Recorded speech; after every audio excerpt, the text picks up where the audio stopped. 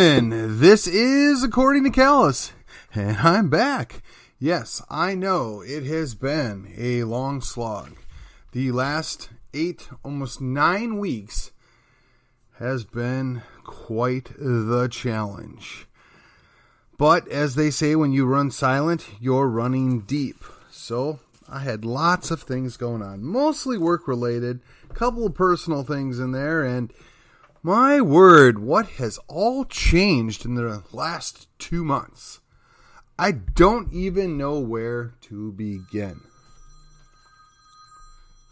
Somebody else wants to help me. Let me try that right again. So, I apologize, phone call interruption.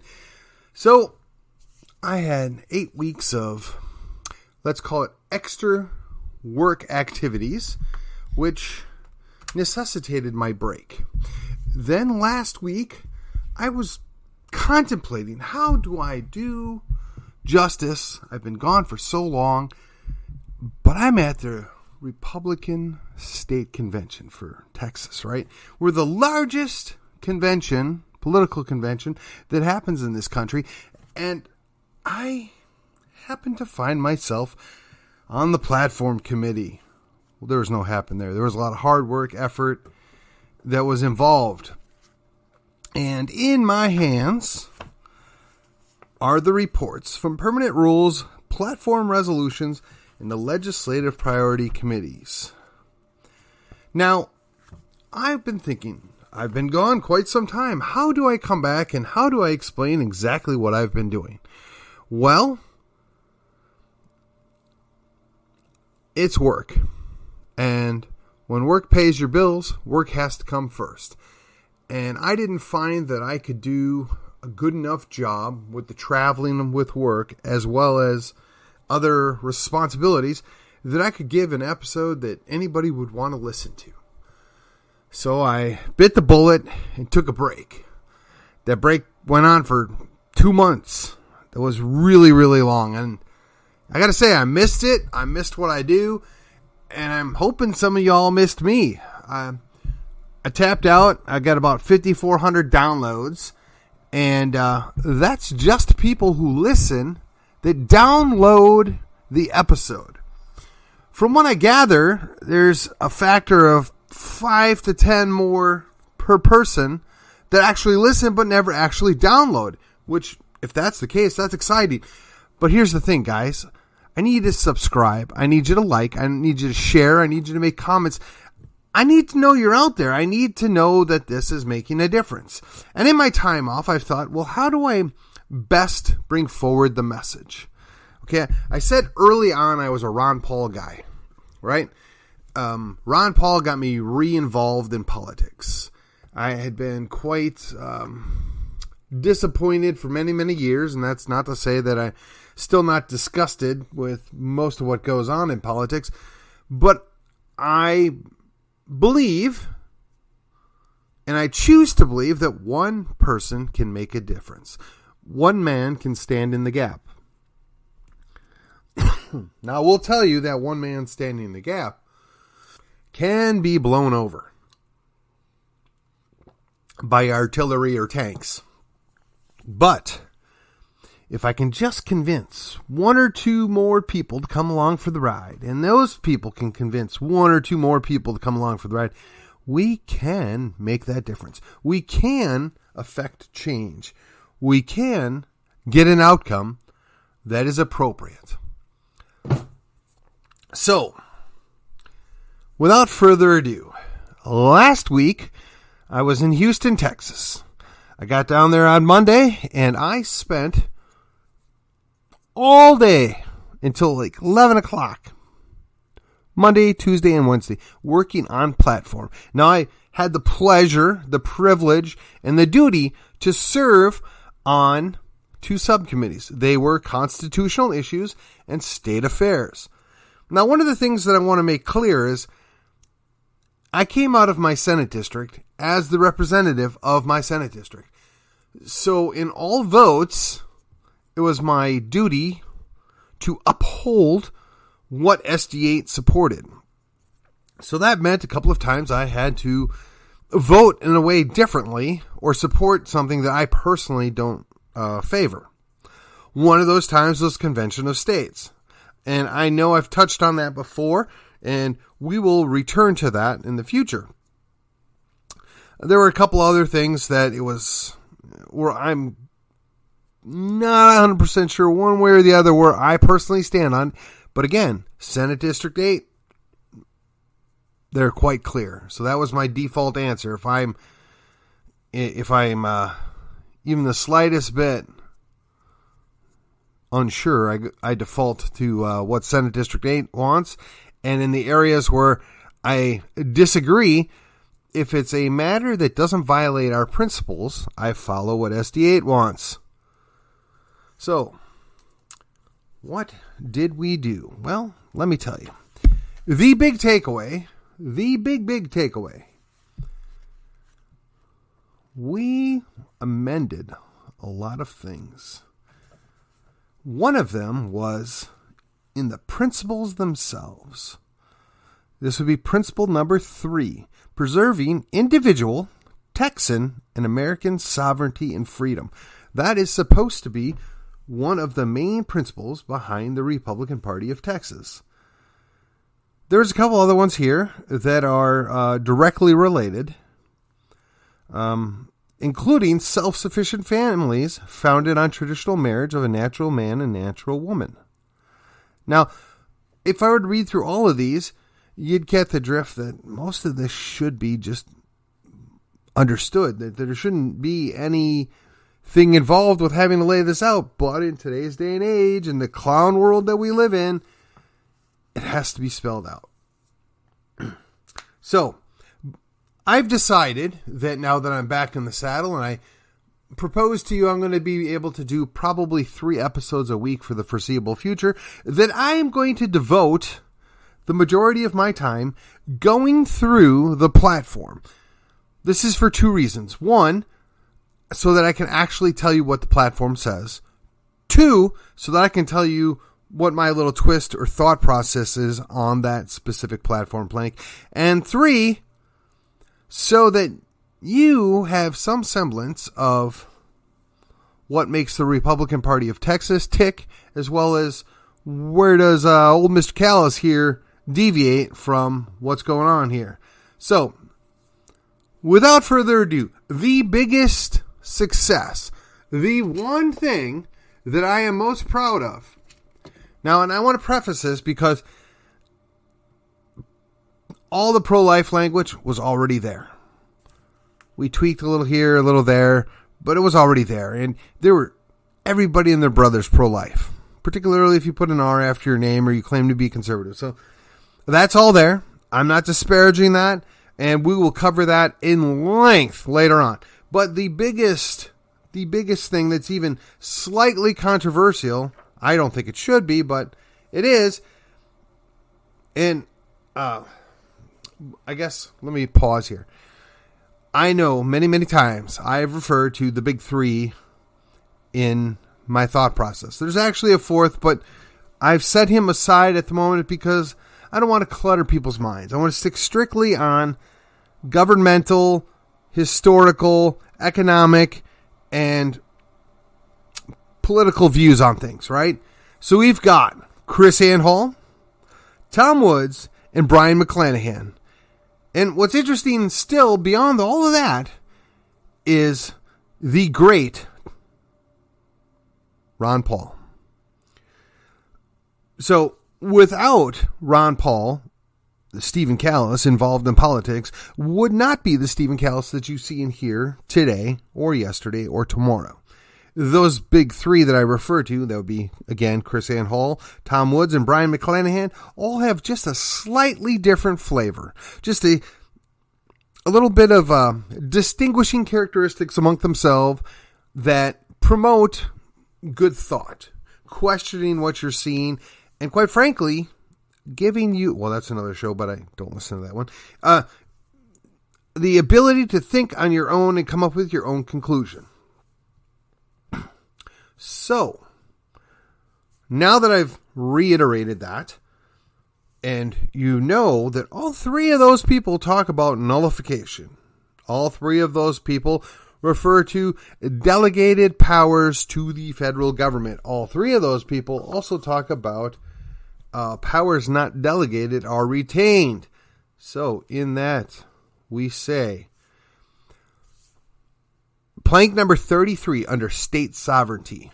Pursuant to Article 1, Section 1 of the Texas Constitution, the federal government has impaired our right of local self-government. Therefore, federally mandated legislation that infringes upon the 10th Amendment rights of Texas should be ignored, opposed, refused, and nullified.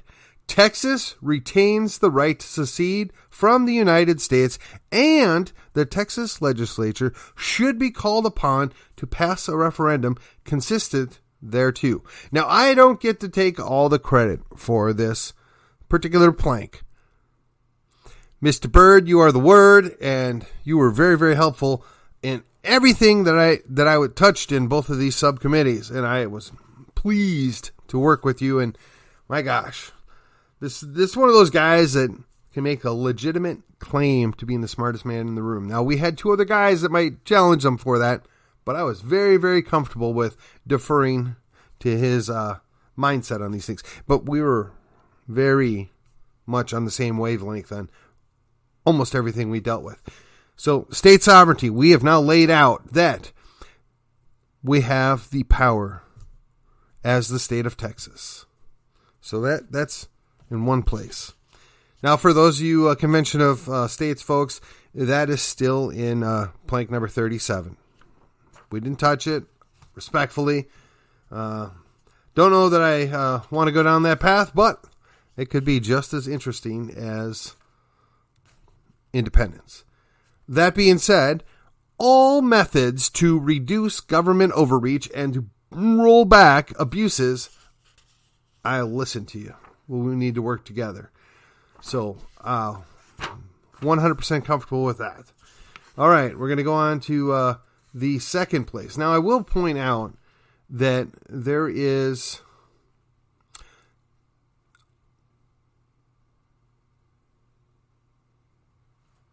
a number of things that are in here that I wouldn't call them contradictory, but are something that require them to coexist, right? There's two different things in here that directly talk about what is essentially a electoral college of sorts. On the Constitutional Republic, all amendments, we're telling them we want for the majority of voters in at least 191 counties. That's 3/4 before passing a constitutional amendment. I think that's great. We got another one for a state electoral college. State legislature shall cause to be enacted a state constitutional amendment creating an electoral college consisting of electors selected by popular votes within each individual state senatorial district. Now, this one here, I don't recall if this passed or not, or if it got amended to be counties. But again, those people then elect the statewide office holders. So the governor just doesn't get to carry the 4 big cities and blow off the rest of the state. There's some extra work there that's involved. And again, these are underlying what the idea of balance of power, of pushing people back, right? And I will say that somebody actually forwarded that to Mr. Brian McClanahan, and he was quite surprised and happy that we pulled that off. And he did reference our wording for the Texas independence. So I'm blowing through here. I want to. I think there's one more mention of our state independence, but I'm going to jump ahead under the state affairs issues. That would be plank 224. Texas independence. We urge the Texas legislature to pass a bill in its next session requiring a referendum in the 2023 general election for the people of Texas to determine whether or not the state of Texas should reassert its status as an independent nation. Now, I want you to think about this. We, the people, have now told the Texas State Republican Party we want to see these things. Now, got to take a pause here because we don't actually have the results of the plank-by-plank balloting just yet. But I will tell you, it's highly unlikely it didn't pass. As a matter of fact, I do recall, I want to say it was 2014, it might be 2016, which was up here in the Metroplex of Dallas-Fort Worth. We had a voice vote on this very issue, and to this day I'm convinced we won the voice vote, but the then chairman overruled us, sent us down, and because we're good people, we let it go. Now, perhaps that wasn't the best choice, perhaps that's not what was ideal, but you live to fight another day. I'm going to pause here for just a second.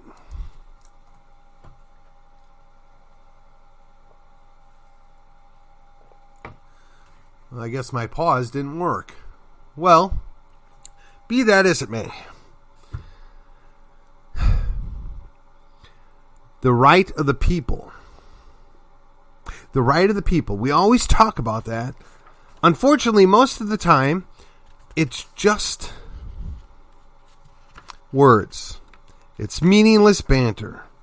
It means nothing to anybody, anywhere.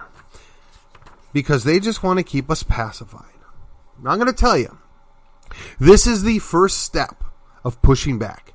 This is the first step letting, first of all, the federal government, and I guess secondarily, the state government know that we, the people, we're tired of it. We're tired of our rights being abused. We're tired of there being no way to be heard.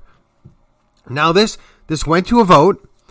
Both planks, actually, and if by some reason they should be voted down by the Texas Republican Party convention, well, one, after I got over my shock, I'd have to figure out what the next step is. But I will tell you, this is a continuing educational program. Now, the Texas Nationalist Movement, led by Daniel Miller and I guess Nate Smith, they do a great job of educating people. They travel over the entire state talking about how we have the ability to do this. And just because the federal government came in and disabused us once before, just because the federal government once subjugated us, just because the federal government once created a military dictatorship, just because the federal government once manipulated SCOTUS to come up with an opinion that clearly is contradictory, doesn't mean that they have the power, the ability, or the will to do it again. Now, I got to be honest. This is not without some concern. I mean, Brexit did go off peacefully, but they're still not fully detached. I am confident that at some point Texas could do it, and we would have our Texit, and it would be peacefully. Because I don't believe either side really believes that holding somebody together that doesn't want to be together is going to end well. Think about all your friends or acquaintances or family members that have gone through a divorce. Now, yes, you want them to reconcile. You want them to do what's best for their family and for their children. In fact, you want to obey God and not get divorced in the whole place. But if one of those parties is abusive, if one of those parties is smothering the other, if one of those parties is, quite frankly, just not worthy of being married to, you have no other choice. You have to separate. And in this analogy, Texas is the one being abused. Now, I know, and I've heard this before, you know, if you've watched the movie The Patriot with Mel Gibson, he talks about, why would I trade one tyrant 3,000 miles away for 3,000 tyrants a mile away? And that's a good point. That's something to be concerned about. You know, sure, we tossed D.C., but then we got to deal with Austin. But here's the thing. Austin's a whole lot closer. Austin has to be a little bit more receptive to somebody that's 2 hours down the road. Austin will be more responsive, particularly when we obtain our independence, because those people are going to have to face us down all the time, and they have no ability to point at the federal government and blame them. They have no way to escape the responsibilities of which they've taken upon themselves. And maybe at that time we have to consider, God forbid, a full-time legislature, or at least a biannual full-time legislature. You work for 1 week on the legislature. I'm sorry, not 1 week. 1 year on the legislature, and the other year you're back home in your district. I'm not sure how it would work, and maybe that's something we need to consider because people have to be receptive. But ideally, and here's the Ron Paul coming out, if you get government out of people's lives, people will figure it out. They will do just fine. They will adapt. We don't need Big Brother, Big Sister to come along and tell us how to live our lives. Yet, there are certain segments of our society that do feel that way, and I would highly encourage them. Go to New Mexico. Go to California. Go to New Jersey. Go to New York. Go to Illinois. Go to Portland, Oregon. Not Portland, Maine. I think Maine's still redeemable. Portland, Oregon. And God forbid you should hate it here. There's always Washington, the state, if you don't want to go to Washington, D.C. Now, while we're at it, at the convention, the one book that I purchased, the one thing I did, I found a guy by the name of Scott Winston Dragland. I didn't really get a chance to talk to him very long, but apparently he's written a book. It's called Let My People Go. And now apparently he's written one book previous to this. This one looks like it's a couple hundred pages long. I got to be honest, the pages probably look like they're 30% bigger than they absolutely need to be. So let's call it a respectable novel length size. It is my plan to read that in the next month or so. I will report on my findings. I will let you know where we're at. But going forward, priority number 1, reestablish a regular schedule.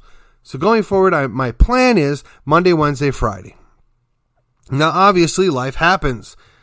So the backup plan would be Monday, Tuesday, Thursday, or Monday, Wednesday, Thursday. That's the backup plan. So 3 episodes going forward. Part 2, I will still be doing a little, let's call it extra work travel. So there will be times where it is sporadic, or I might have to line up a few before I go, but I'll work it out. I'm making a commitment. That commitment is go through the entirety of the Texas Republican Party's planks.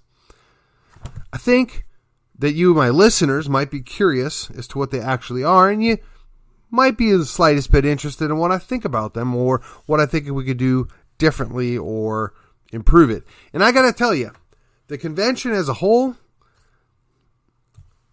probably an 8 out of a 10. The platform as a whole, I'd probably give it about an 8.5 or a 9 out of 10. I'm really happy with what happened. I would say this.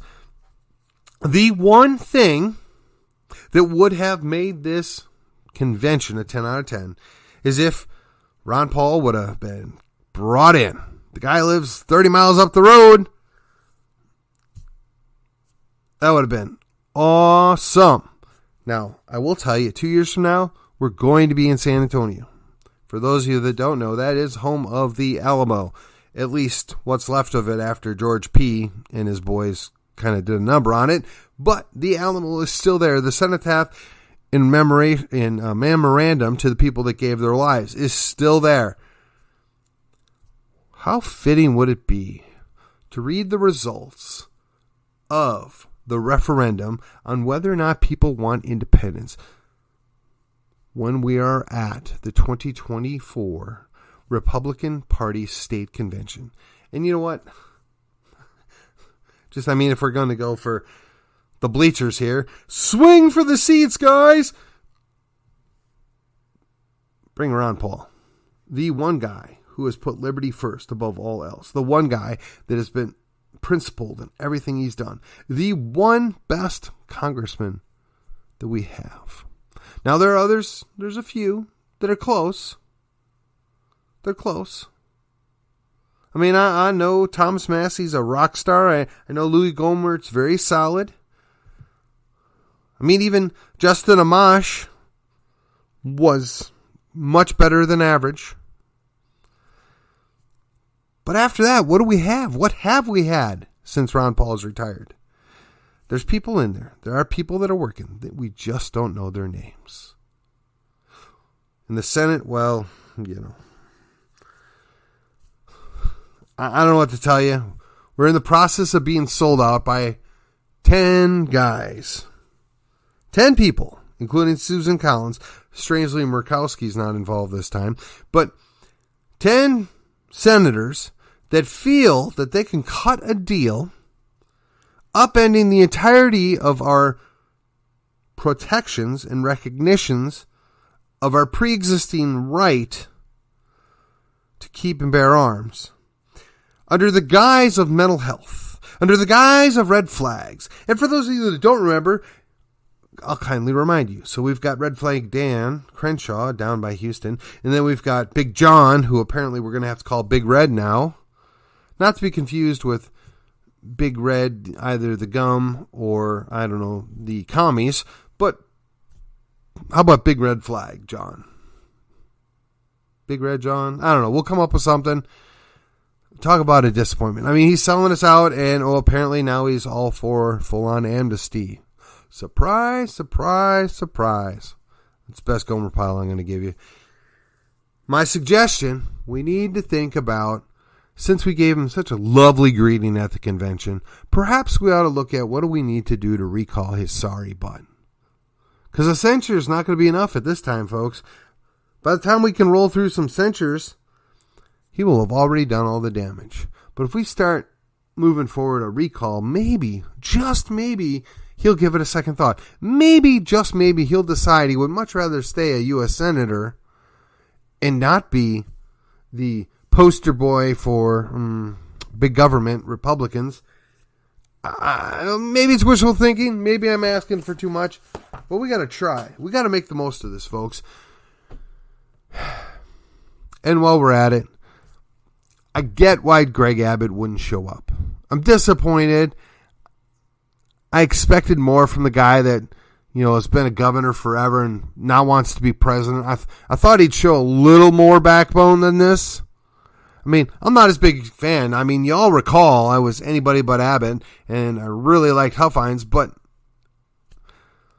the poll, the election, says that both he and Lieutenant Dan got more than 63% of the vote of the Republican primary, of which I have a very hard time believing.